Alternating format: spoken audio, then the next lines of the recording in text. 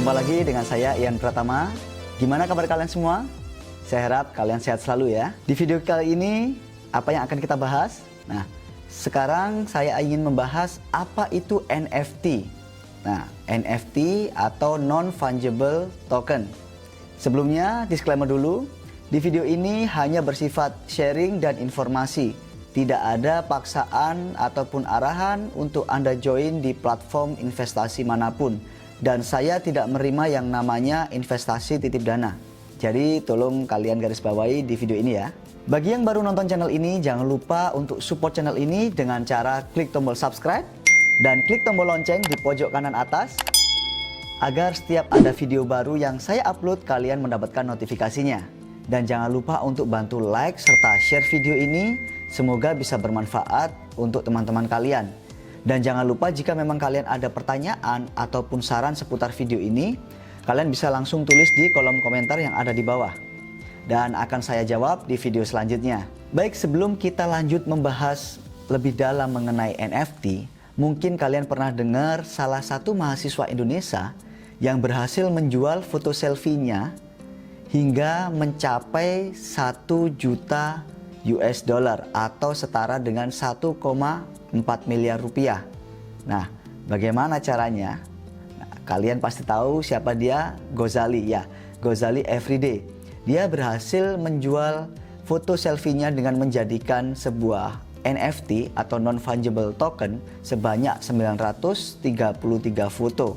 Dan dia berhasil menjualnya semua hanya dalam kurun waktu total 3 hari. Kelihatannya tidak mungkin ya, kok bisa begitu mahal? Nah, mari kita pelajari apa itu NFT dan kenapa kok Gozali bisa menjual 933 foto selfie-nya dengan menjadikannya NFT dan laku dalam waktu 3 hari bisa begitu sangat mahal dan begitu banyak peminat dari Gozali setelah menjual foto NFT selfie-nya.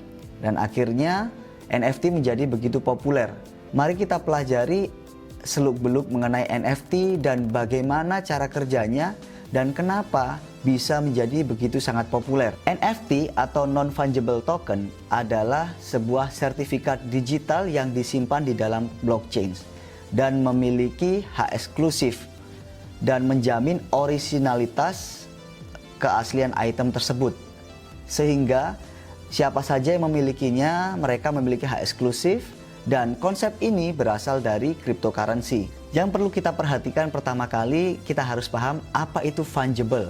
Fungible sendiri adalah bisa tergantikan. Contohnya nih, misalkan saya punya uang 100.000. Nah, kemudian saya tukar dengan nominal 2 lembar 50 ribuan, tetapi tetap memiliki nilai yang sama. Nah, itu bisa tergantikan. Di sini pengertiannya seperti itu untuk fungible sendiri. Nah, kemudian untuk NFT sendiri yang berarti non-fungible. Jadi token ini tidak dapat digantikan atau tidak dapat di-copy secara diam-diam. Dan ini sangat cocok untuk mengamankan hal-hal yang memang bersifat istimewa seperti bisa dipakai dalam untuk hak paten musik, kemudian sebuah foto, kemudian artefak di dalam game ataupun skin-skin game. Jadi itu memiliki keistimewaan. Jadi tidak dapat dicuri ataupun digantikan. Jadi kalau kalian memiliki sebuah karya atau hal yang unik, itu kalian bisa jadikan NFT yang memiliki sertifikat tersebut sehingga keasliannya terjamin secara digital.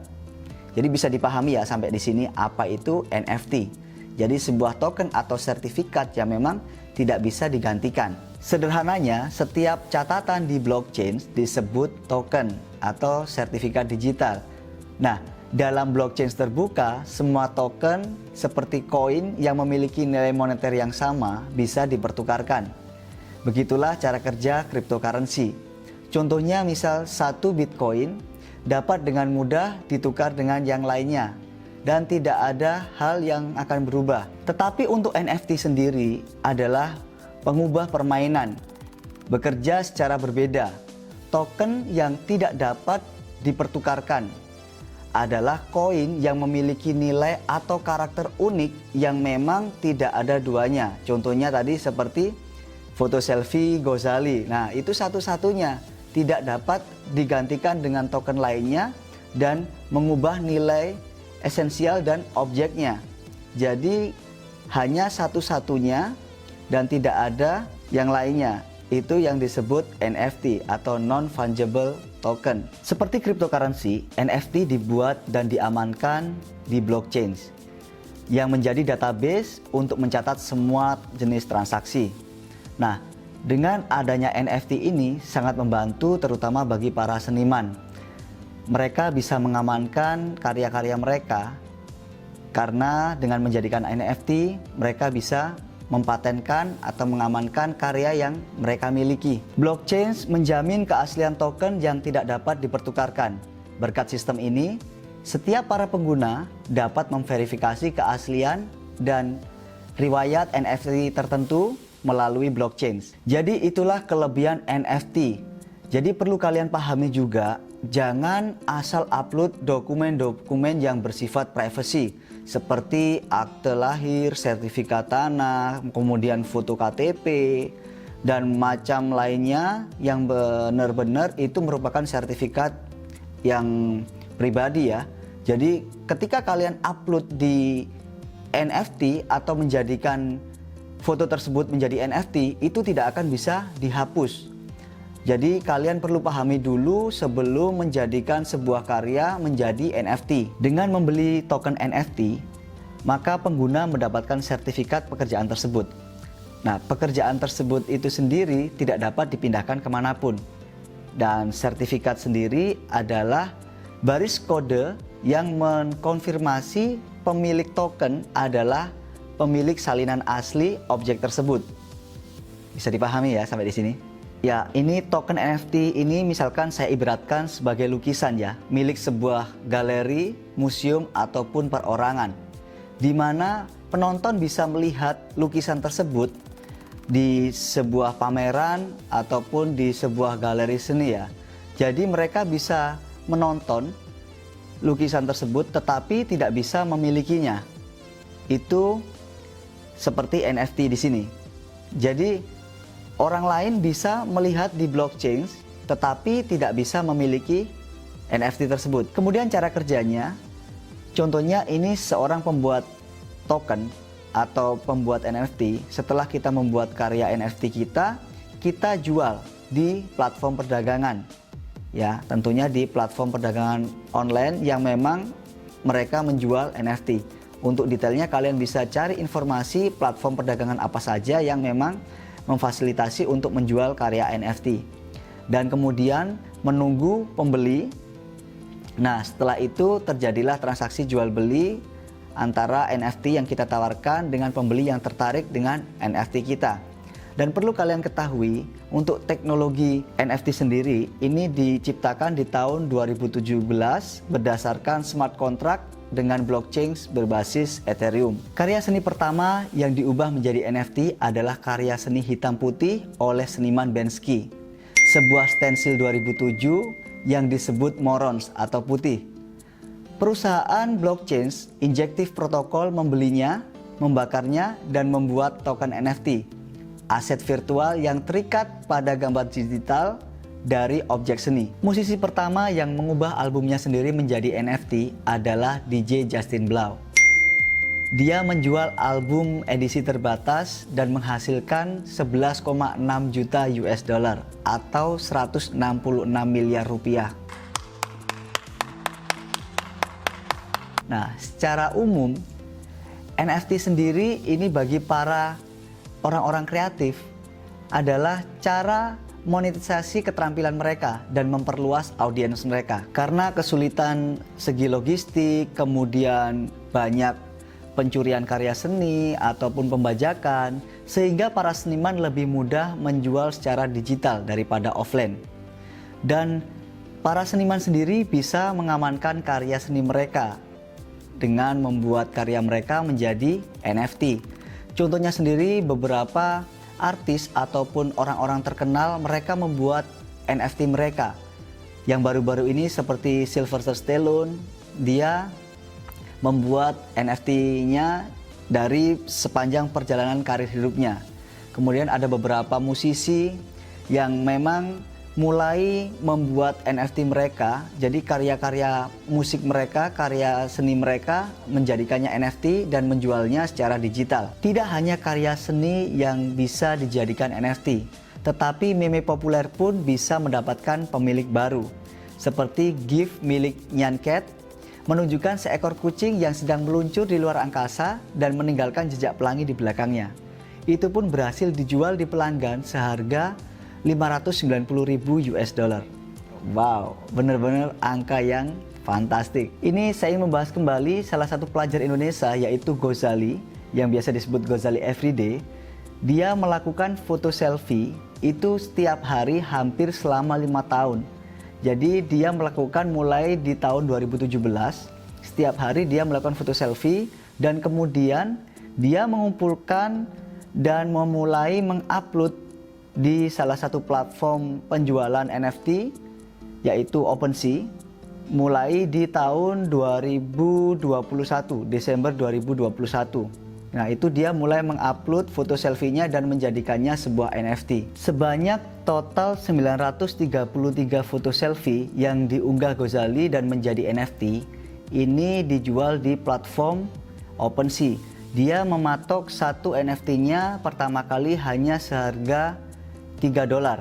Nah, kemudian salah satu chef kebetulan ingin mengapresiasi usaha Gozali ini karena mengumpulkan foto selfie dan kemudian kok unik ya.